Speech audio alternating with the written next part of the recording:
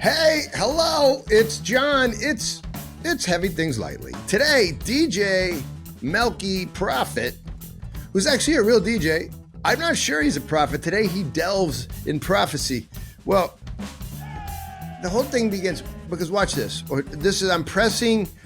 A supporter sent this to us. It's a little dad joke machine. Here, listen. I used to be addicted to soap, but I'm clean now. Laughing. I used to be addicted to soap, but I'm clean now. The laughing. It's so good, and it's just it's disastrously stupid. However, it's the machine, and we talk about that with DJ Melki Prophet, who's deeply invested. He spends his whole day on the internet making stuff. And so we talk about whether that's good or bad, and also we laugh a lot. And my brother makes an appearance, but not really, because it's just an AI image with a beard. And also time, and also the Muppets are back with Martin Shaw's Muppet is back. My Muppet is back. It's so good, and it's happening to you right now. DJ Melki Prophet, also Art of Tamada, he's our DJ. Good to see you. Welcome back. Heavy Things Lightly. Yeah, I like what you're doing there. I'm not sure what you're doing. We should start with a toast. Do you even have? Yeah, toasting from a water bottle. That's how you do it. That's like how you do it in Colorado. I feel like you also have like Birkenstocks on, probably. Nope. No, man. Barefoot. DJ Melki. That's how we do Prophet. We'll talk about that name. You've arrived on Heavy Things Lightly, and you are an important character in my life. So I want to toast to, how about this? I want to toast to unseen brotherhoods, in this sense that there's people out there that you love that you're not even aware of yet. And then you became, I don't know, I became aware of you.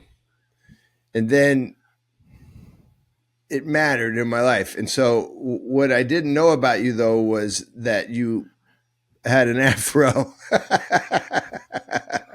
But that part was unseen to me only until this moment. So to our friendship and to the friendships you have around the world that are not yet manifest, Gagi Marjos. Cheers. Cheers. And you're going to see through the course of this podcast that growing hair is it's an important theme. It's an important theme to our podcast today. Yeah, to what we're talking about. Yeah. But on Don't this worry, podcast. we'll get there. This one. Well, I brought you on, ladies and gentlemen. In the world that I live in, there are things that are fun and then things that are super fun. And one of the super fun things we're trying to put together is the Art of Tamada at KP Restaurant Greenville. It's coming. It's happening. There's tickets of all sorts. We're going to talk about it, but it's not really just this isn't really a commercial as much as to say is I want you to meet one of the speakers. He's going to be speaking through a microphone with his music. DJ Melki Prophet. Yep. I feel like I gave you that name, but you took it. I did. Yeah. I feel good about that. My son likes it, so I'm sticking with it. Yes. I don't know. It just works. Yes. DJ Melki Prophet. Well, here's the thing. Melchizedek is your name as I know you. There's people from before the font who know you as Danny. No. No Danny over here. Okay. There's DJ Melki Prophet. That's what. There's just DJ Melki Prophet. Yeah.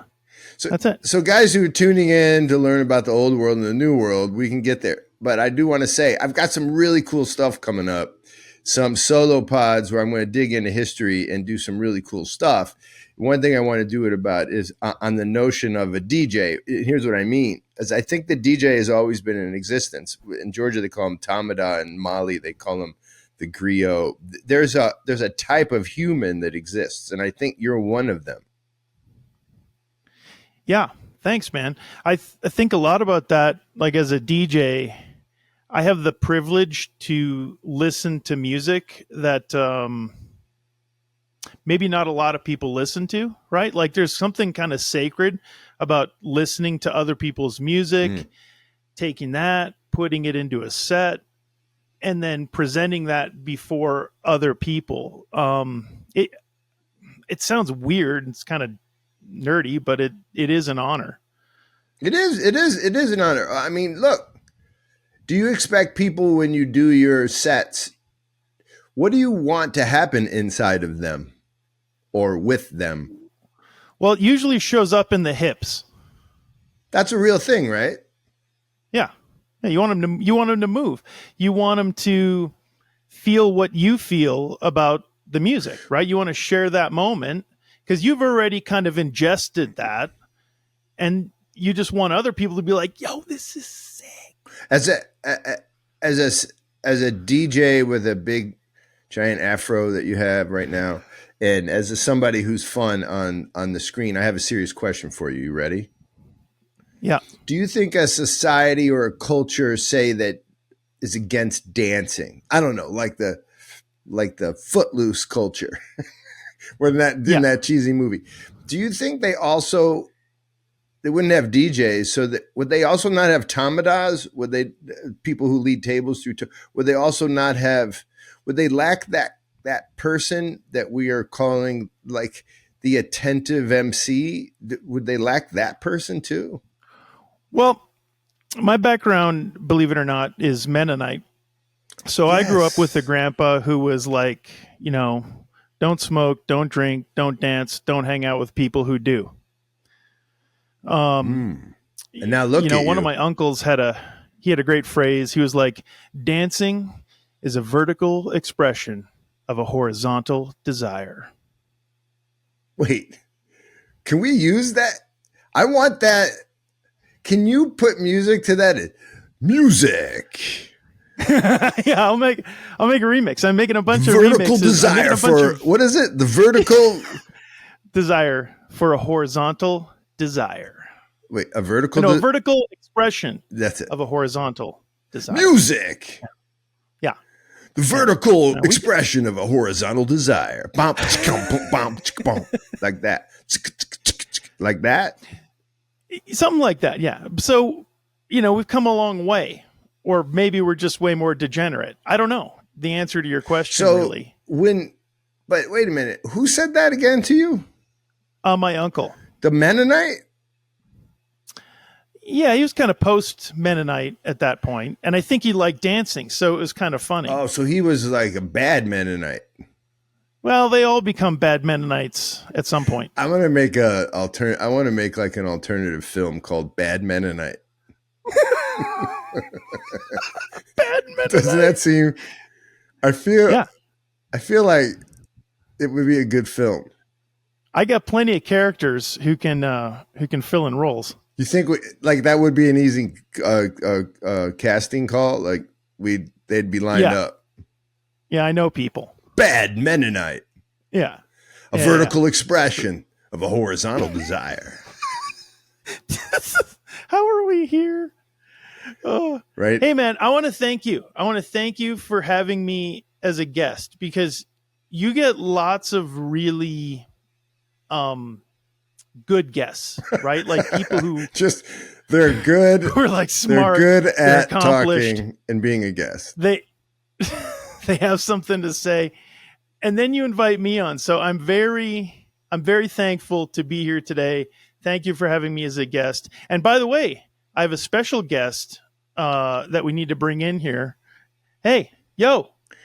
Wait. YC. I don't know what this is. This is I don't know what's happening. This is young Christodolos. You know him. He's one of your future young CD, young Christodolos. Yo, John, what up, playa? Wait, where is he? Is he like in the house? I'm right here, bro. Bro, okay, here's the thing. If anybody's watching right now, they can see he's like One Eye from TLC. I can only see one of his eyes. But here's the deal. This is your son, like in the flesh. Am I right about you created, God gave you sperm and then you used it. And there he is. Right there. That's what they say. That's what they say. Man, I don't even look at you guys. If you're not able to watch, if you're just actually listening to this, say on Spotify or something, first of all, thank you. Also, I'm sorry because you're missing a father-son team, a father dressed in a 70s wig, and then a son. Do you have glasses on? I can't tell because of the filter. Oh, you do. You guys are sexy. Yeah. I know you're not, again, in the Mennonite world, maybe in the Orthodox world as well, you're not supposed to be sexy. That seems odd. Some people just are, right? What does your shirt say? This shirt right here says ironically hot. I think as long as there's a little bit of irony, it becomes more ambiguous. By the way, this is a gray area. This is super fair. That is an excellent way to understand it. I feel like you were taught that from a proper elder, because what are you going to do about it? You're just walking around. You're ironically sexy. It's not the same as being sexy. I'm not trying to be. It's just the way I was made. It's just the way you was made. So we're off to a good start. This guy's the future Tamada.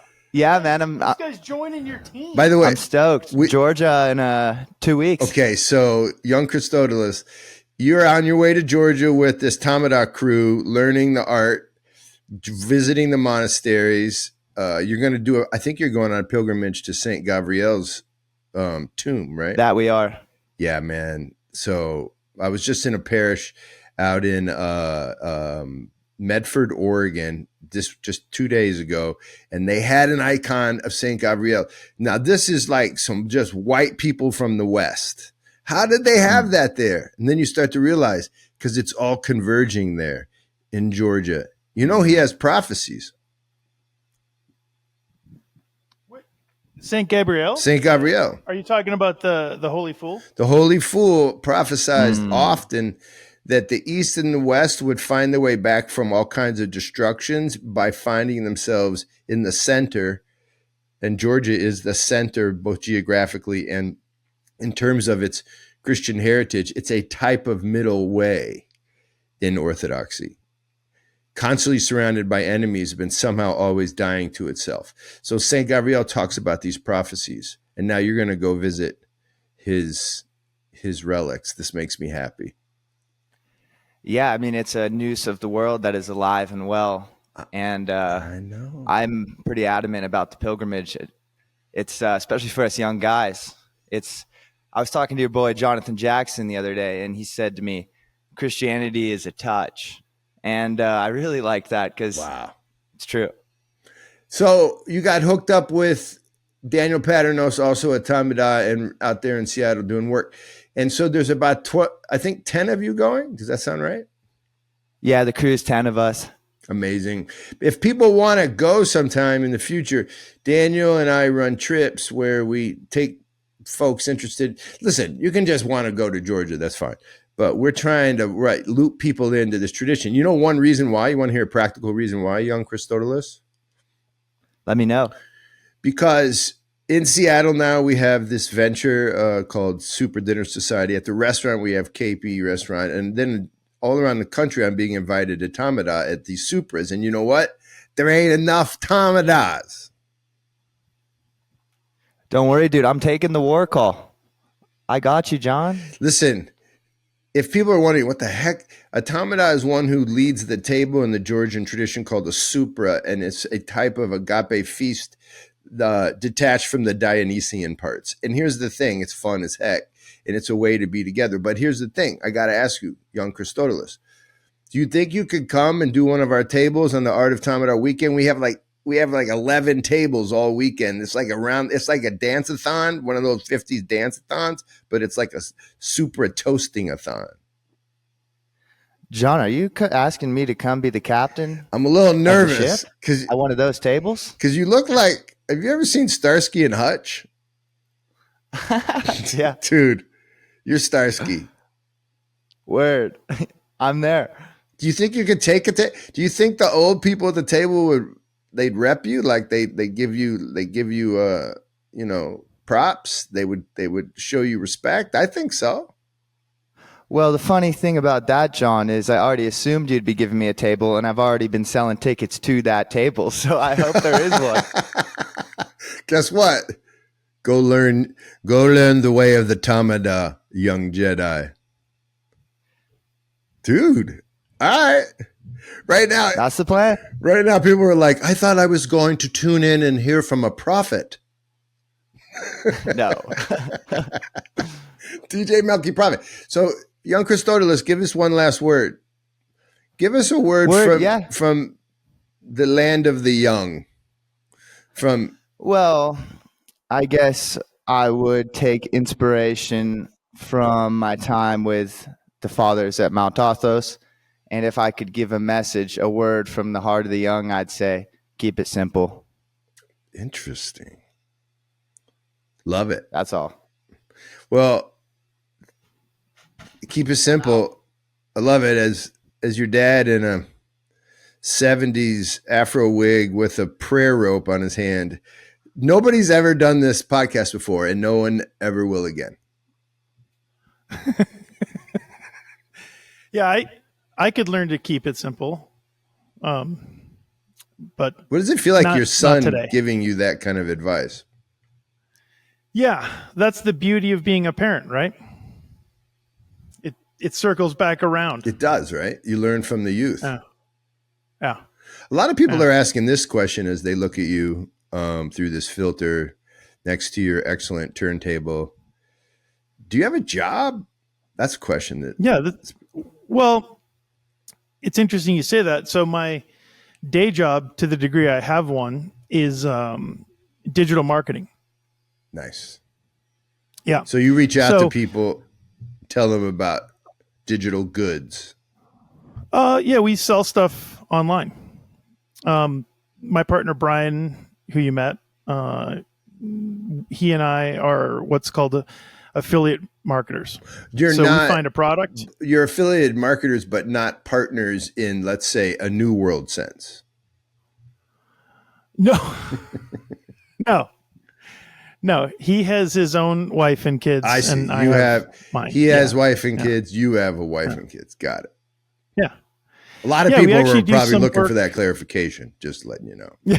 Well, fair, right? Like, that only makes sense given what you're looking at here. We're just double checking. We work a little bit for Toph, like his company. We work with his products. This is Toph. Yeah, so that's kind of my day job, but my day job affords me a lot of time to do this. So let's be honest. Let's be not honest. I feel like we've been honest up to this point. Let's be serious for 1 second. You really are coming. We're putting you on a plane. By the way, I gotta get those tickets. We'll figure it out. You're gonna land, and then literally, guys, Art Automata, October 24, 25. There's tickets for $25, just general admission, but that would be a donation. They're coming out, those tickets. But we have tickets to tables all weekend. Session at 2:00 on Friday, a session at 7. So the sessions looks like 2 to 3 tables at 2 p.m. on Friday afternoon, at 7 p.m., and then on 1:00 on Saturday, and then 6:00 on Saturday. So and then let's call it live music on Saturday night with Dirpur Robbins. My daughter and her most excellent guitarist are coming to play jazz and other stuff. And then here's the thing. You're sitting down about 1:00 on Friday, and we got DJ booth music coming from you all weekend. Yep. Yeah, man. I've been putting together just playlists, sets, all kinds of stuff. Having a lot of fun. I actually cannot wait. Me either. Like, I feel like we could do it tomorrow. It would be a holy mess because there's a lot of things we got to tie up right now. But basically, we got speakers coming. Nathan Jacobs is coming, and he's on fire lately. He's like theologian, Hollywood writer who writes stuff too good for Hollywood, and they keep cutting his stuff. Yeah. And a deeply interesting person. He's joined by Frederica Matthews Green, who's going to give us. Well, they're both giving us takes on what is hospitality, how does it work in the world, and here's the big one: like theologically, like what are we doing here if we're not meant to love one another? So we're going to take a deep dive into that. Man, I'm glad you're mentioning that because like the stuff when we do get into it, what I want to talk about today really revolves around gratitude, and hospitality. That's what. Well, let's jump into that after one more second. Sure. The concept is we're actually doing an art of tamada, which is to, in fact, teach at some point, if you sign up for the ticket, to teach like what the heck's going on at the table, both symbolically and then actually things like, you know, should I have forks on the table? Like a lot of people want practical information. We have it. So by the end of the weekend, if that's all you get, it's pretty good. But trust me, there's a lot more happening. And this is partly a commercial, but this is my question for you. Music is essential, like for any Supra. And I find Americans don't like to sing. And so what happens is they only sing if they're officially a musician. And what I'm hoping you're going to do is sort of assault all of our senses in a proper way, both with dance music, but also with all of it. Can you pull it off? Yep. Can you pull it off? We'll see. I'm working on it. You know, you're not just like a regular DJ that like you hire for a wedding. You're not a normal person. No, man. I go to like clubs and stuff. I like just interacting with the crowd, man. And you gotta work with the moment, right? Like you don't play the same stuff at noon that you do at midnight. Nah, I can't wait for this. Just doesn't work, right? Like there's hours of the day. Like we know this from prayer. That's right. Like I was talking to a monk one time who said prayer doesn't even begin until midnight. Right? There's something sacred about the hours, and the music has to work with the cosmos, with the timing of the world. Well, we're setting it up that way where we really don't want to be without music. But for people who are like, well, I just want to go and talk to my friends. Well, the music will actually assist you in that too, right? This isn't a club that we're setting up, a dance club. No, man. No, it's about mood, right? It's about space and vision. We got to set the vibe. Well, yeah, I'm really looking forward to it because I think it's just going to be bottled lightning out there and, you know, at the restaurant. I do too. I can feel it. Like the vibe's already begun. Like what this is already set up. Like it's happening. It's already happening. You know what's also cool is the axe throwing guys. We have axe throwing in our. It's like it's an old cotton mill. Yeah. Just where you're going is an old cotton mill and a railroad station that's been like, you know, turned into a series of little stores. We've got right now the axe throwing guys are just letting us have tickets for this real cheap.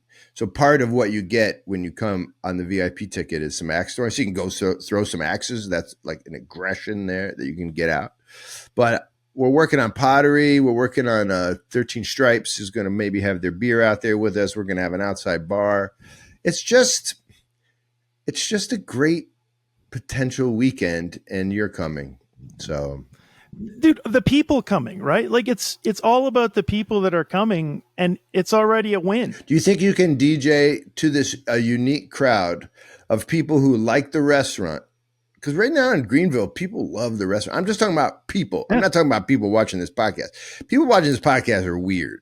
Like they're like, I'm not weird. Nah, if you're Orthodox, which you likely might be watching this, you're weird already, bro. Like, no offense. Like, that's an odd choice out of 300 million people. You're like 1%, or what is it? 2% of those people. But if you're not, you're like Orthodox adjacent and listening to this podcast, kind of weird. And then if you just tuned in somehow, that's also weird by definition. Why did you find us? Why did you do that? Well, they'll all feel relieved that they're less weird than this. Exactly. Which is a reason to exist. I'm setting like the outer bounds, the outer limit of weirdness. Like if you're any less weird than this, you're going to fit right in. Do you think it would be rate this moment for you when the moment has come, things are revealed, it's the afterlife, and God says, do you know why Melki Prophet? Do you know why you existed? Throw me in there. Me and you we're standing there. And God says, it's because I needed a standard of bizarreness to make other people feel better about themselves. What if that's the reason we exist? I mean, I think it's solid. I don't spend a lot of time thinking about the reason I exist or why I'm here or what I'm here to do. I don't really have life goals. I don't think about that stuff. Wait, hold on. I Back just up. hope. You don't have life goals? No way. Yeah. You threw me off. I just hope I just hope God says, yeah, I made you because I needed another object for mercy. Oh man, that's nice. That's what's weird about you. Like you pull out like near perfect, yet somehow pithy phrases for us all that actually make me realize how deep you are. There's times when, though sounding pithy, you're actually quite deep. That happens. Don't tell anybody. I know. It's weird like that. Well, okay, on that note, let me throw a few more pithy things at you. Excited. Right, you ready? I'm excited. Because this is like the narthex of the conversation. Let's hit in. Okay, let's go in. It's time. All right? I've plugged the event long enough now. Oh, I've got an ad. I made an ad for the event, which we'll do on your mid-roll. I saved you a mid-roll. All right, we'll get there. We'll get there. Love it. I even have a celebrity endorsement. Oh, and by the way, at the end of this podcast, John, I'm going to ask you to do something that I don't think you've ever done in your life. And I think you'll probably do it. Wait a minute. First of all, what makes you think I would do that? That sounds nerve-wracking and terrifying. Yeah. I've done a lot of stuff in my life, so. Sit with that, right? Just wait. Just wait till the end. We'll get there. Yeah. Yeah. You might even like it. Okay. So Toph, our friend Toph, who I mentioned earlier, right? He sums up his YouTube feed, right? All the stuff coming at him in YouTube in one word: indignation. I mean, you talk about pithy, you talk about wise. That guy's got this stuff on lock. All right. And I started thinking, I'm like, ooh, that one cuts deep. Because when I watch YouTube or I see all this doom porn out there, it just like, oh, I'm better than that. Right. Oh, I can't believe they're doing that. Right. I mean, like that seems to be what a lot of this content is geared at. And unfortunately, there's a lot of ortho doomers out there. Okay. Help me out. And so today, what's that? People with indignation and like a crease in their brow. This is it, right? This is what a lot of stuff is. Okay, go ahead. Because the content works, right? Like you can get a lot of people watching your thing if you're feeding the beast, so to speak. Right, the doomer beast. Indignation. The doomer beast. Right. Yes. Even in the name of Jesus, right? Especially in the name of Jesus. Right. Because who deserves to be more indignant than those of us who are being saved from this horrible, terrible world? Interesting. Right? Yes. It's bad news. So what we're going to do today, okay, we're going to enter a doomer-free zone. Are you ready? Okay? Because I have some exercises here. You're going to see I made a little intro video of how we can enter the doomer-free zone. You ready? I'm ready. Thank God for the machine. Solutions for Doomerism with DJ Melki Prophet. Let's take a relaxing break and leave Doomerism behind. Come with me to a clearing, a stream, a mountaintop, and finally to outer space. But of course. At each stop in our journey, I will share with you methods that may help you relieve the physical and mental stress that come from long hours stuck in a doom loop on YouTube. Feel your serpent within, suspended now between the sky and the earth. And imagine your favorite mountain. Could be a hill, any high place where you like to be. Around and around and around. Now reverse it, coming in. Tickling is a wonderful way to relieve tension. You are now entering a doomer-free zone. Feel the peace that transcends understanding as you thank God for all time and grace. And yes, even the machine. Whoa. This is trippy. You smell of the internet. Melki. I feel dizzy, bro. I thank you for moving with me from place to place. I hope you will continue to visit these places and incorporate them into your workday. And remember, relax, take breaks. Relax, take breaks. And turn off YouTube. After this podcast, of course. Yeah. You feeling ready? We're in a doomer-free zone now, man. This is. I feel like this should be a laugh track, but it's too funny. But a laugh track would also be funny as an answer to the question of what the hell was that? Well, that's. First of all, this is amazing, and also the puppets came back. Hey, man, they're around. They're a thing now. Oh God! Right? You got to have Muppet JPEG somewhere in your life. You just need it. By the way, I don't know why this line struck me as imagine a mountain. And then she said, it could be a hill. Yeah, it could be a hill. Yeah. Or, you know, or a mound.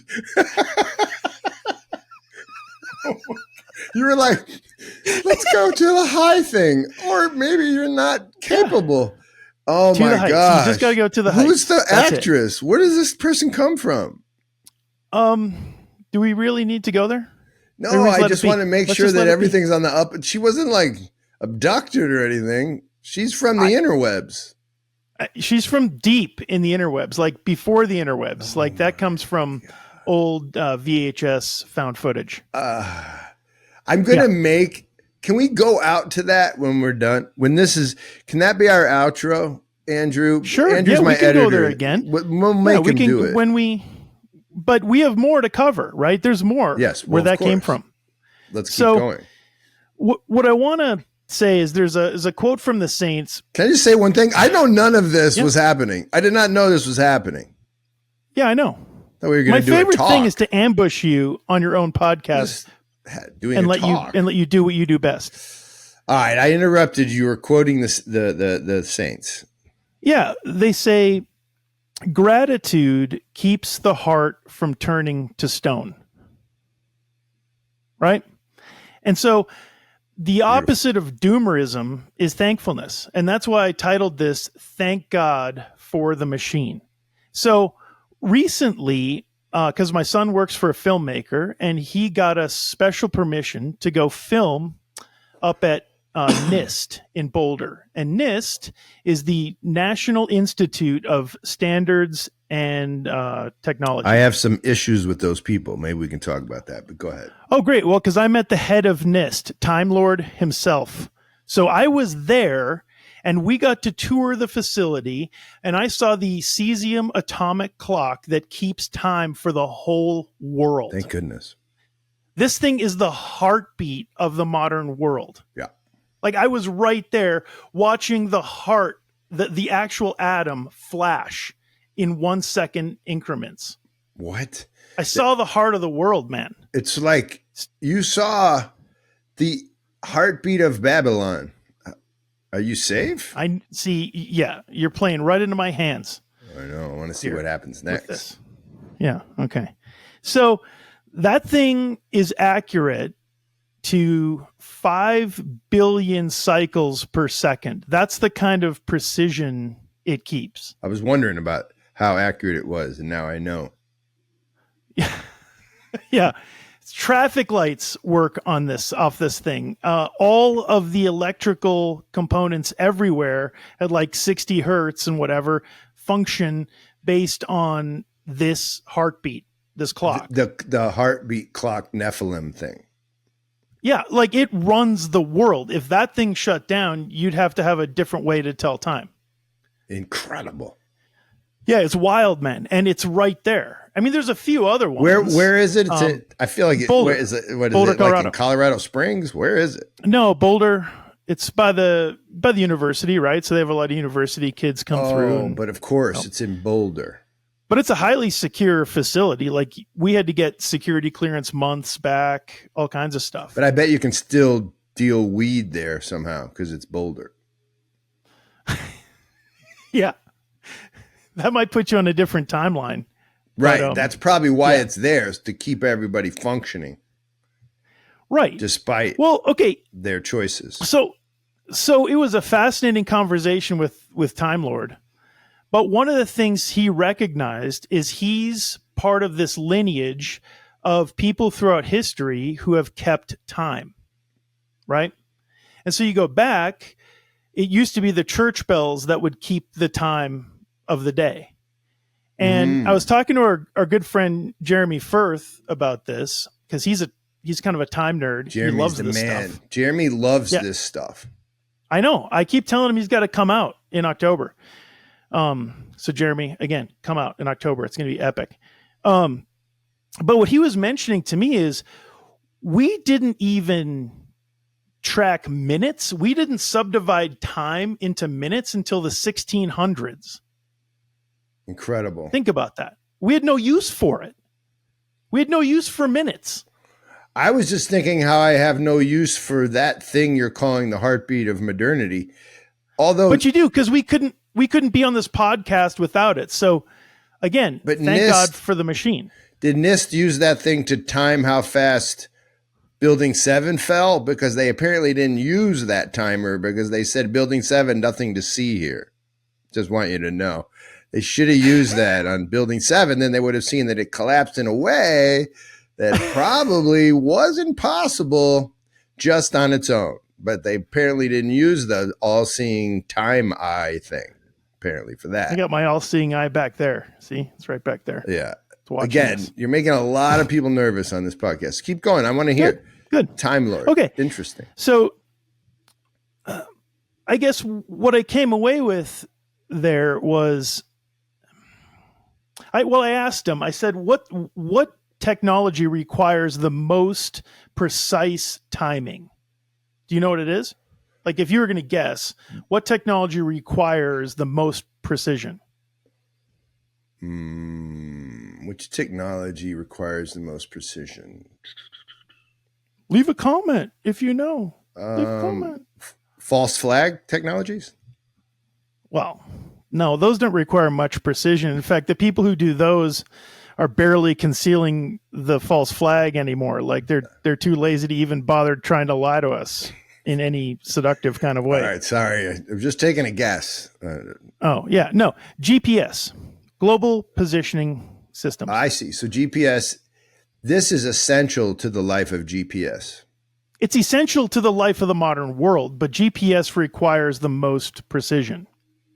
This is interesting. So okay. if the broadcast of this thing goes down, they had an incident in LA one time because LA was tuned to the signal that gets pumped out, or this radio frequency, their traffic lights. And if that thing goes down, all their traffic lights go haywire. Oh, you weren't kidding about traffic lights? No, I'm dead serious. Like the whole world functions off that heartbeat. The whole world, at least the electronic version of it. Yeah, but like in 1973 when my dad was driving his Buick, that wasn't the case. No, but this thing started in 1911.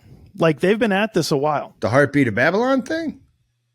Yeah, well, they didn't have a cesium atomic clock back then, but the history of timekeeping and how we keep time is really fascinating.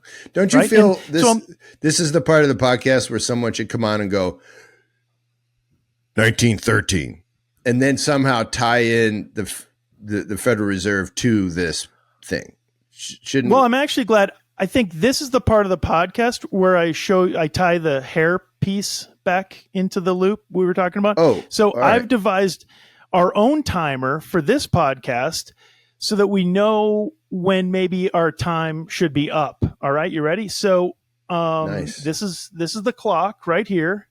When this guy's beard grows, we know our time is fulfilled. First of all, how did you get the Greek flag? Okay. Just in case people were wondering, there was a certain individual that was just on the screen somehow associated with a clock. I don't really get what's about to happen. I'm nervous. I'm related to that individual and his beard. Yeah. That was a certain brother of mine. Okay. Yeah. I did not know that was going to happen. But I use that to point out that there's other ways of telling time. And so what I realized is the modern way has this Saturnian Chronos like death grip on 5 billionths of a second. And so the problem of the new world, the problem of the modern world, the burden of it is that we have too much time on our hands. We don't need 5 billionths of a second. It's too much time. This is brilliant. And so this got me thinking that really the devil's bargain to the modern world is, hey, if you guys have too much of everything, will you be grateful or will you take it for granted? And so here we have too much of everything, and we don't have enough gratitude to appropriate 5 billion cycles a second. We got too much time, man. We don't need it. And so we can't be thankful enough for it. And so then we take it for granted and then the world ends up the way it is because we can't be thankful enough. So this ties back. I'm actually not kidding right now. I'm quite impressed. This ties back to the notion that we should be thankful for the machine because it gives us a chance to actually be grateful for all things. Yes. Which would save us from all the from the death that is the outcome of being ungrateful. Right. Yeah. I mean, what do we celebrate? The Eucharist, the Thanksgiving, the highest liturgical moment is summed up in Thanksgiving. Absolutely. Right. And so if we lack Thanksgiving, that's the quickest path to hell. And so all of this is just to sort of frame this doomerism, this I'm against the machine, rage against the machine, man. Right. All this like hatred that we're throwing at the modern, this indignation, right? This indignity that we feel towards the modern world is corroding our own souls, and demons are doing horrible things to us through that. Now, I still watch that stuff every day, and I still, like me saying this is kind of like if this was a weight loss convention, I'd be like a fat personal trainer. Yes, I understand. I was just about to say you might be talking to a guy whose whole podcast is dedicated to the fact that maybe we should wake up to some of the things around us called modernity because they're killing us, which sounds a little like a grind, which sounds a little bit like a machine grind, right? Like, however, I get it. I don't think you're wrong. And so if we measure time by my brother's beard, but he also has a role to play. So maybe the whole thing is about roles, right? Should we see how he's doing? Let's check it out. Let's see if he's made any progress. Wait, are you making his beard grow with AI? Man, nothing yet. I don't know. That might. Father Peter, I swear I did not know this was happening. I can't say I I dislike it though. There's something brilliant about it. It may be hopeless. I don't know. There's, we might want to start taking odds on this now. But so I guess to sum up, I'm trying to get us out of this doom loop into a place where we realize something like time in the church, the church bells, right? When you're at the monastery, they bang on the symmetron.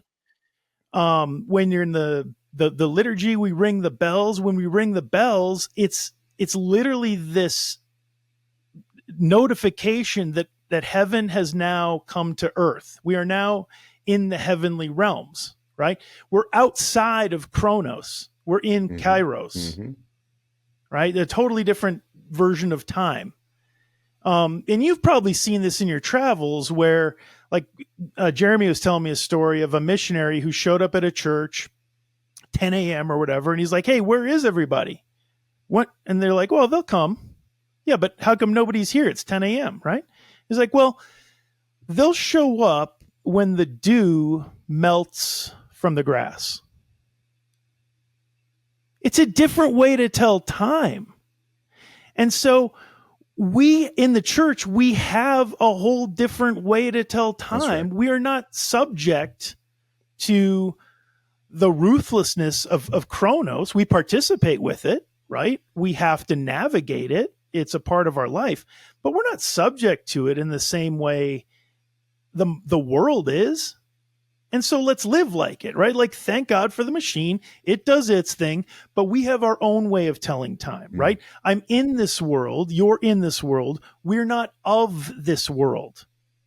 Is this the same concept, DJ Melki Prophet, as we don't have to defend the church? The church is pure and perfect, and it defends itself without us. We just have to adhere to it. The church only started caring about minutes in the 1600s. Like, we have a way of life that transcends modernity. Yes, right.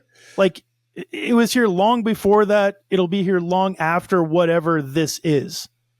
And so our job is to simply adhere to the beauty. We don't have to go and pull swords out to try to defend it, because it can't be made ugly, right?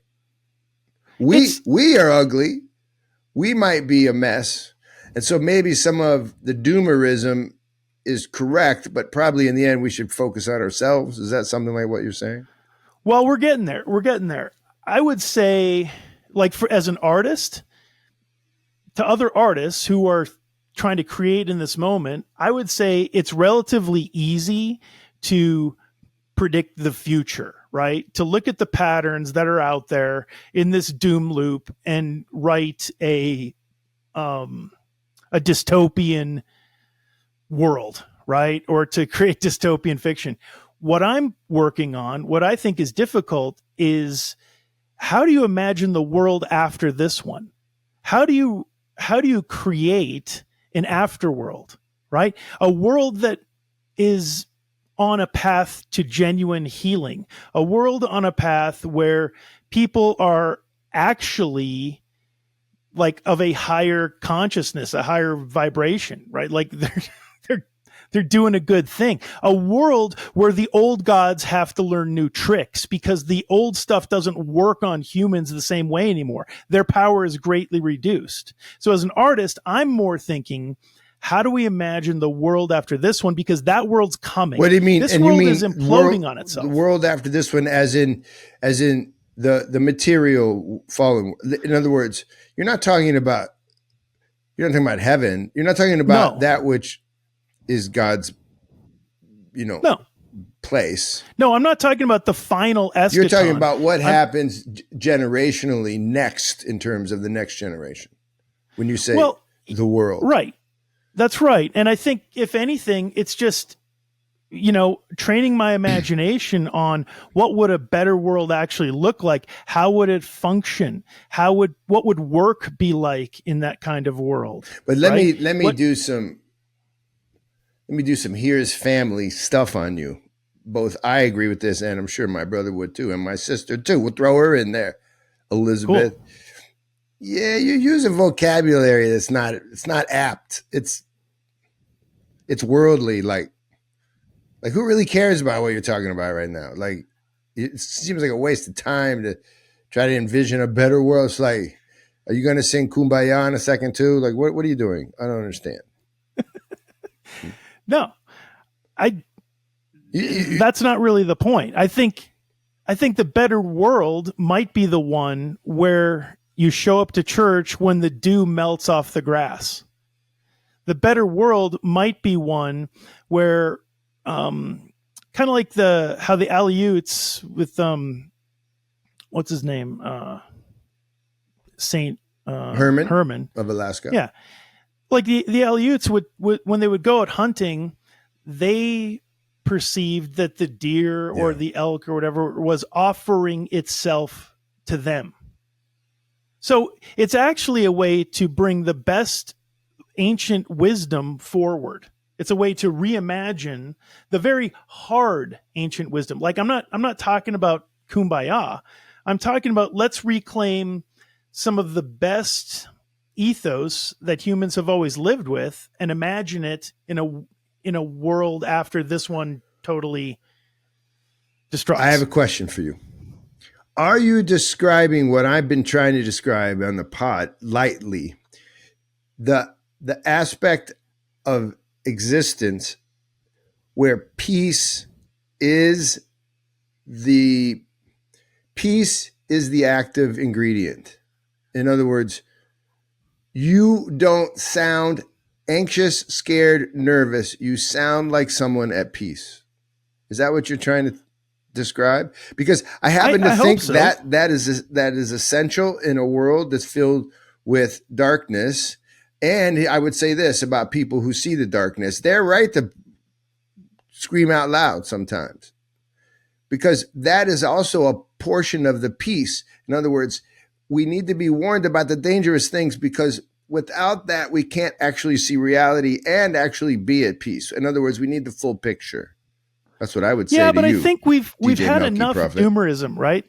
Like doomerism's a phase. You kind of got to go through it to break down your previous notions of what you thought the world is when you thought, I see. So culturally, you're saying it's that part of the narrative is less effective and important now. It's tired, man. We all know. Like, take like the Epstein files at this point, right? It's like, what do you expect to get out of that? I mean, how much doom do we need to turn the other direction and go towards the good stuff? Right? I know way more than I need to know about how corrupt and, how much this world is still under the thrall of the Prince of Darkness. I don't need any more information about that. Can I give you? And I think, could I give you why? So I'm not a boomer. I just want to make that clear. Yeah. Whoever's in my room right now looking at me, I'm not a boomer. If you're out there looking at me, I'm not a boomer. Close. But I can give you a boomer instinctual hope. You ready? You ready? Yep. I'm speaking for boomers. The instinctual hope.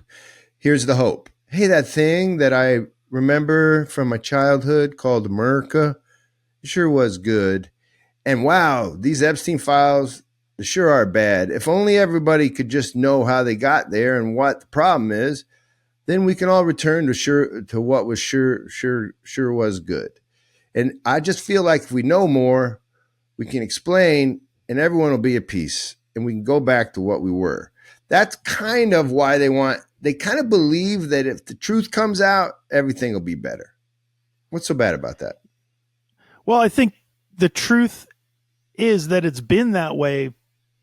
Like, I know, the but this thing is like where you get Gnostic on me, really like existed. secret knowledge. Like right there, you sound like, didn't you already know that, dummy?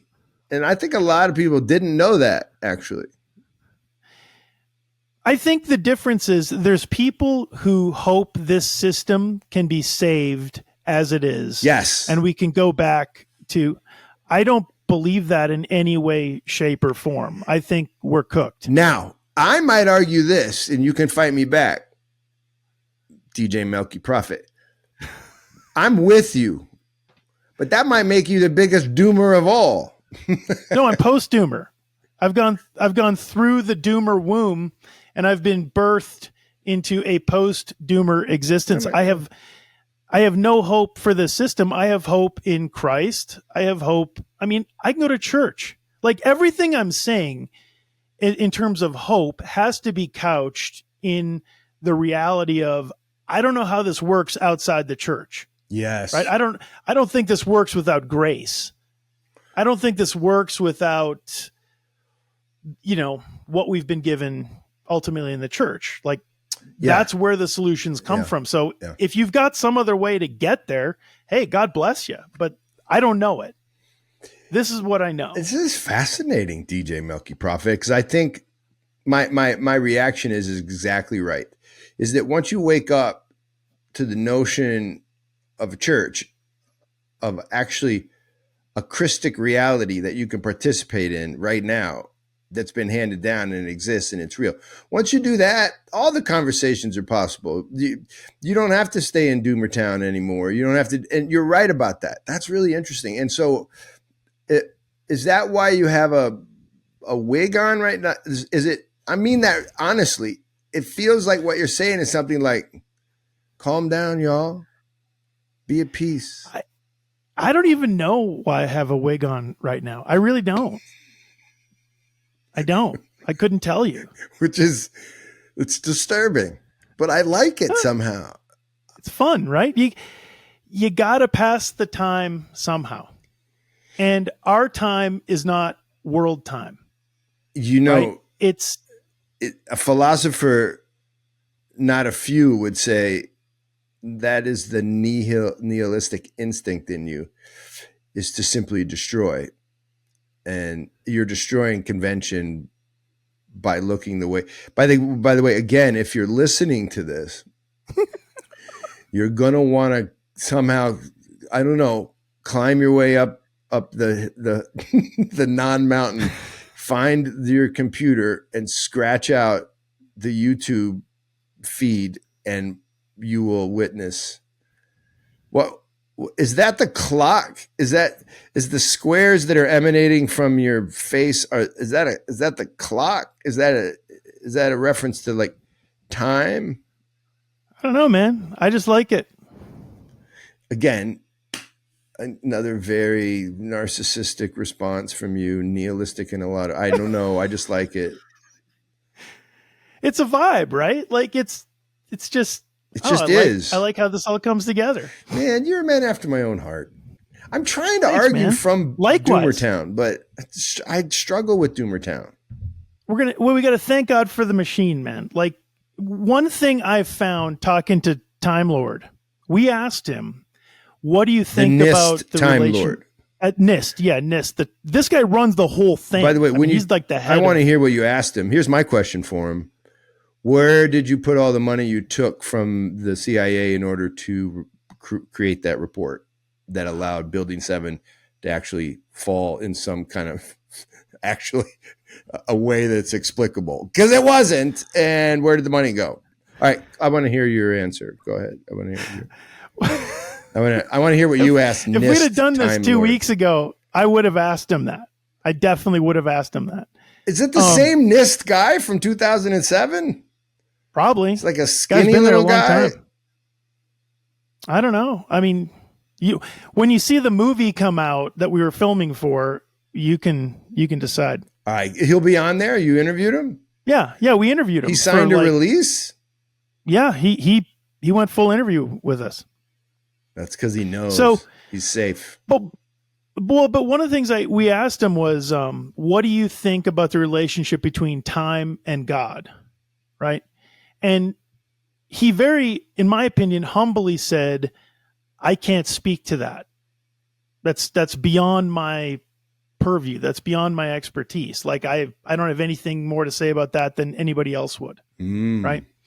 Now, that struck me as he's choosing to stay in his lane, right? And so much of this doomerism is against this machine, and it's taking over everything, and it's arrogant, and it's going to destroy the whole world. But my experience with, and I think most people's experience with the machine, is it's just doing what it does. It's just keeping time, man. It's just there's a humility to it, right? There's a humility to it that allows us to plug in our electronic devices, know when it's time for a business meeting, like it runs the world. And if you can't be grateful for that, you're stuck in a doom loop. Okay. Can I battle you with my doomer instinct? Of course. I think what you just described is a series of people creating a series of, I don't know, machines that link up and create the thing you call the machine. But all of those people have failed to actually take into account telos, purpose, and the reason they exist. And so for 300 years, people have been creating stuff without that question built into the stuff they create. And so what's happened is you actually have the principalities in charge.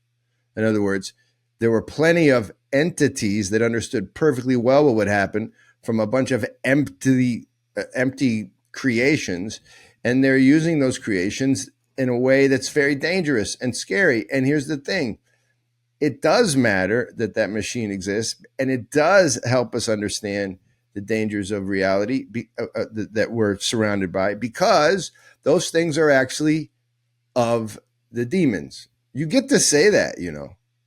Dude, you're 100% right. But let me answer. But you didn't sound like that a minute ago.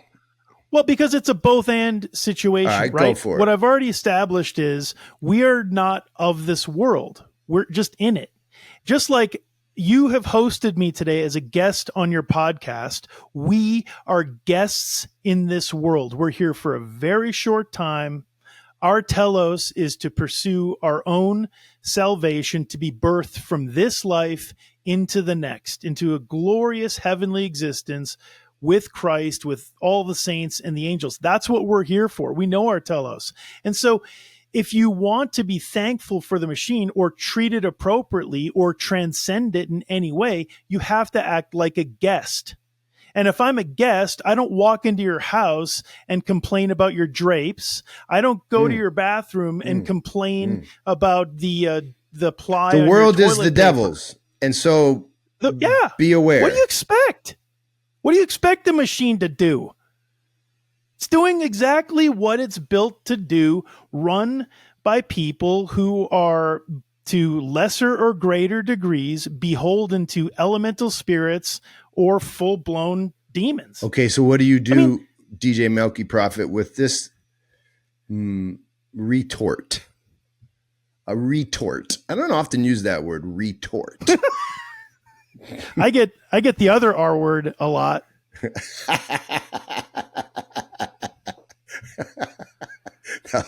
Sounds like retort. Yes, it does. Okay, you're a retort. I mean, sorry, this is my retort.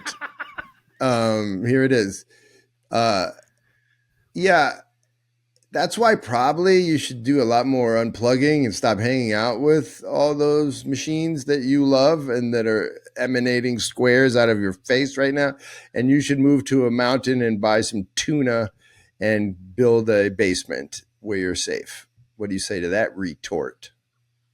No, man, I'm not that. That's like prepper doomer. I'm not that. Yeah, but you've unplugged, I'm here, man. Unplug. I do unplug, but then when I plug in, I make it count.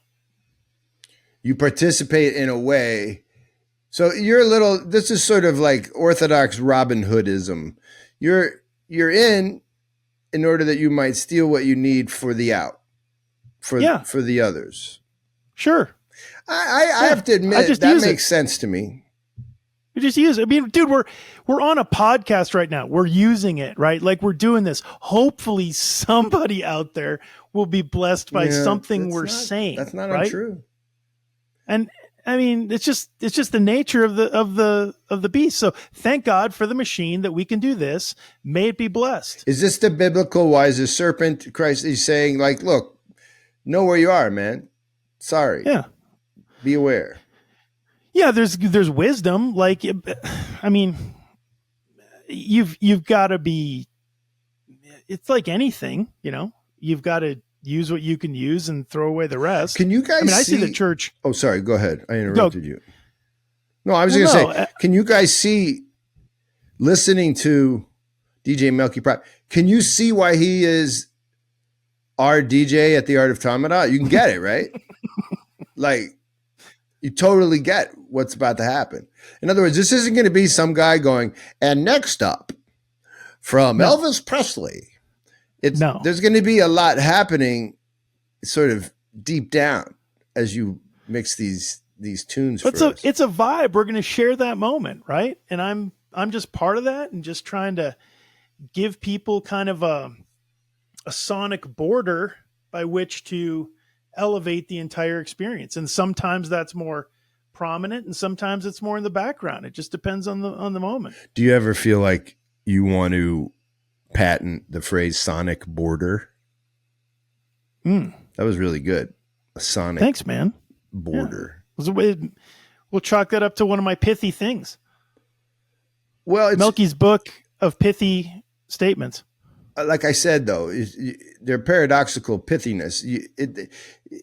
It's irony constantly with you. Like, I'm pretty sure that was dumb, and then you go, that wasn't dumb, actually.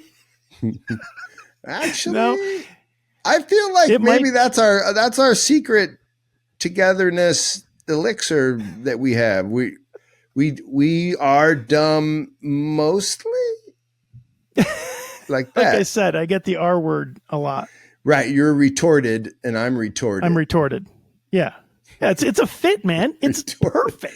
Retorted is how someone with a lisp would say the word we're not saying. Yeah. Right.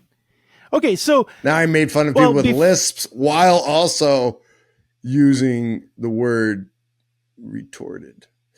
All right. Yeah. Let's not. but do let's that. let's check in again. Hold on, let's check in What do again you on got our for timer. us? I'm really terrified, by the way.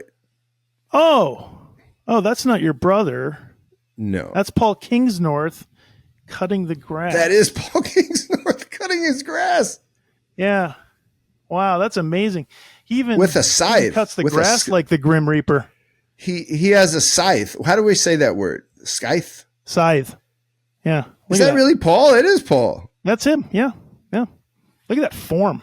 It's amazing. So here's what's never happened on any of this little corner podcasts with Pajot and all these characters.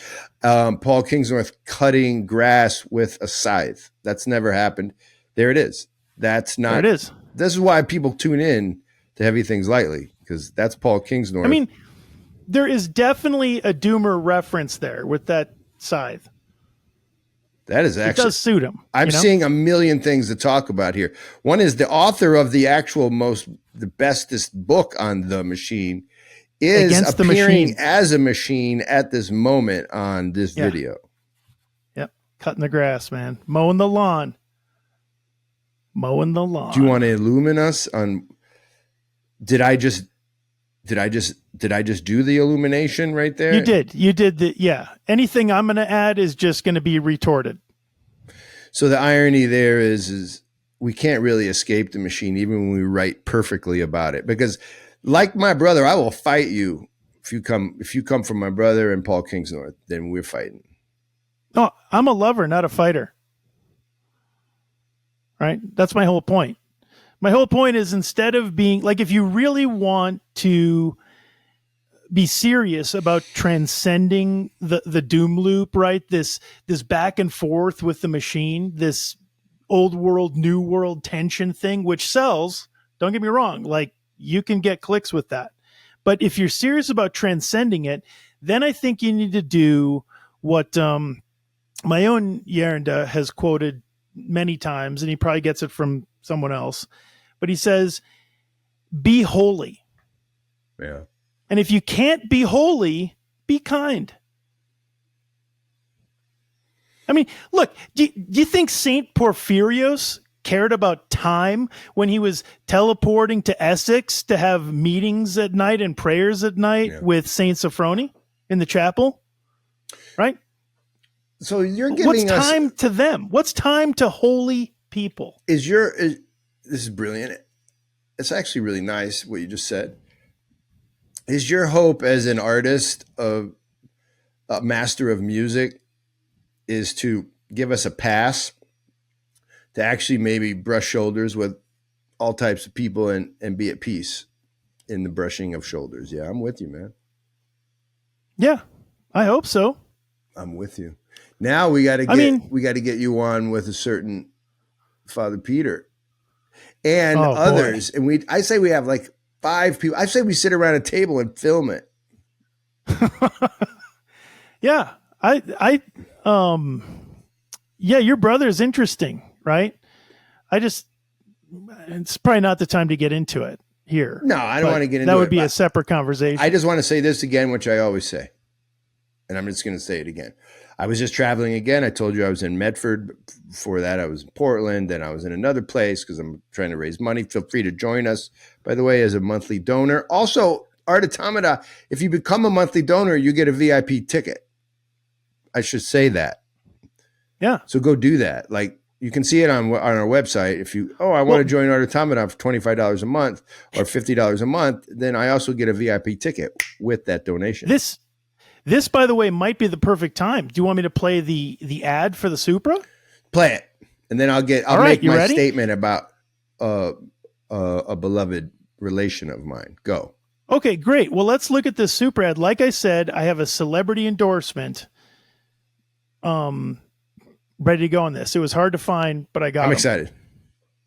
And now a word from our sponsor, the most interesting man in the world, Isaac Ike Johnson. Yo, yo, yo, this is Magic Ike, and I want to see you at the Art of the Tamada. The heart of the event is the Supra, a feast for the body and the soul. Come, and I might let you pet my panther. Art of the Tamada. 2 unique weekends, 1 timeless tradition. Visit firstthingsfoundation.org to purchase your seat at the table today. Don't wait. Space is limited. How did you just recreate 1979? That was amazing. Yeah. So Magic Ike wants you at the Tamada. You got to take that seriously. I really do love that. Can we have that clip just in circulated on our Instagram? I'm not kidding about that. That's fantastic. This was wonderful. What was that? That was wonderful. Ike is a friend of ours who's been at every Art of Time. But if the Art of Tamada is happy, then Isaac is showing up. Isaac, one of the most faithful people I've ever met, honestly, and also full crazy. Yeah. Oh, yeah. You think I'm nuts. He is that. He and I are like heavy thing lightly. From the same pod. Yeah. Yeah. He's the heaviest thing, and he cray-cray. He's great. Yeah. And he's great at throwing Supras. I love him. He also nearly poisoned one of our guest speakers. I just want to say that out loud. That's for another time. Yeah. Hey, can I thank you for that? Can I just thank you for this? For being on this show and you're sort of like my autistic friend who also is funny. You're like the other side of Uncle Seth right now. Like, I think we got to keep doing this. Will you keep coming on no matter how bad or good the Art of Tamada is with you DJing? No, it's going to be great. That's not even a question. It's going to be great because it's already great because of who's coming and it's true. Everybody bringing. It's going to be a mix. Talk about rubbing shoulders. You're going to rub shoulders with just regular old Greenville Baptists just coming to get some delicious food. I don't know why. I don't know what your problem is with all them crosses. I don't know why you have incense. I was a Southern Baptist church planter for 10 years, so I know how to. What? I know how to work with those people. Well, they're going to say the same thing. I've seen this Orthodox stuff. It's really popping off, and I just want to be a part of it. Yep.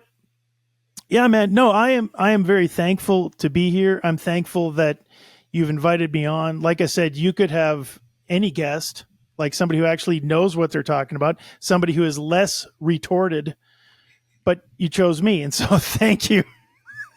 This is what I'm saying, though, right? We're guests. Let's act like guests in this world. We are stuck together, bro. So I just want you to know that this guy really is the Art of Tamada DJ for the rest of time. And these things are beginning to happen. They're beginning to happen. So eat good food, stay healthy, don't die on me, and be our DJ. And I have a feeling before we know it, people are going to want to be at your parties. By the way, that's another thing. If you want the ultimate ortho prophet, DJ Melki Prophet, to be your DJ at a party, by the way, why not? Let's sell that. I just turned you into a biz, bro. Let's go, man. I'm down. I love playing music. I love playing other people's music and connecting people to music they may not have heard of. He's working with some Georgian music right now, guys. He's putting something together. Yeah. Hey. Yeah. All right, I want to say thank you. I also want to say the thing that, in defense of my beloved brother, and that's this.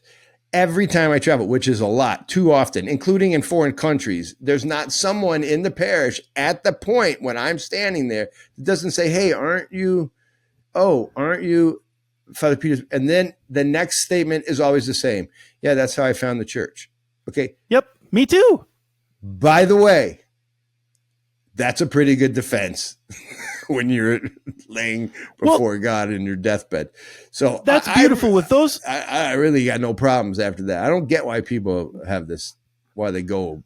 I just don't get it. I've never understood it. Well, with those words, let's just see if maybe with that encouragement, maybe that beard has grown. Let's check it out. Let's check it out before we go. Ready? Okay.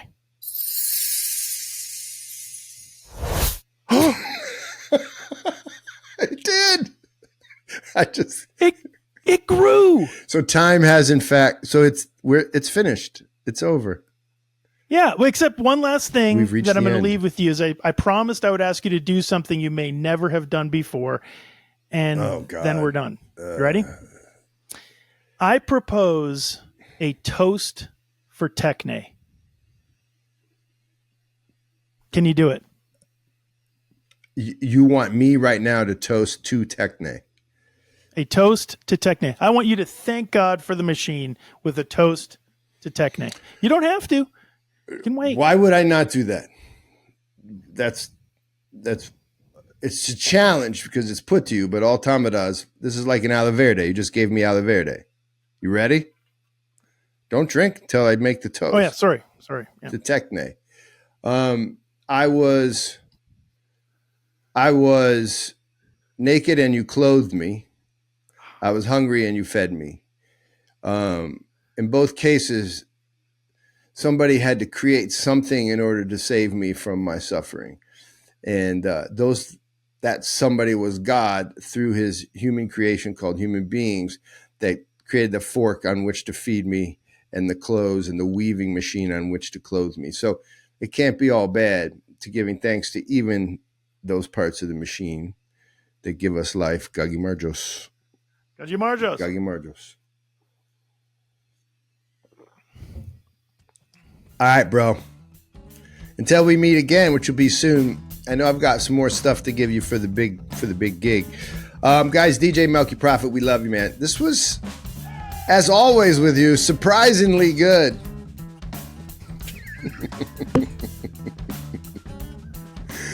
All I know is Isaac had a panther.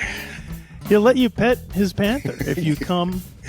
All right, that's the end of this. All right, that is very much the end. Congratulations, we made it. Love you guys, all of you. Art Automata, October 24, 25. Art Automata on the beach in Florida, November 6, 7, 8. Leave on the 9th. Peace. Peace. Guys, I don't know. I don't even know if that should ever happen again, but it has to happen again. I think he's a reoccur. I think he and Uncle Seth should all show up on the same pod and have a big stupid off. But I'm stupid. Then it would be a triple stupid off. But then again, we could talk about serious things somehow. I love you. Think about joining us. I was serious about that. You can become a monthly donor and then basically you pay your ticket off over the course of a year and you just show up places and do first thing stuff. We love you. This thing, it's an uncontrollable thing now. Supra is just breaking out, mostly because it's fun. And you can just do it at your home because it's called, living. It's just called Christianity and eating. That's all it is. And I'd love for you to be a part of everything. Anyway, see you soon. Click and clack and do all this stuff. Join and be members and boost all of our station and stuff. It's how we pay for our guys in the field. Because First Things Foundation is what we do. Guys, we just had an excellent update on a new project in Georgia where we helped a beautiful young person to get their laundry business off the floor. And these are in rural areas where we do this work. It's so beautiful. All around the world, join us. And thank you. And also thank you. And thank you. God is good. Peace out.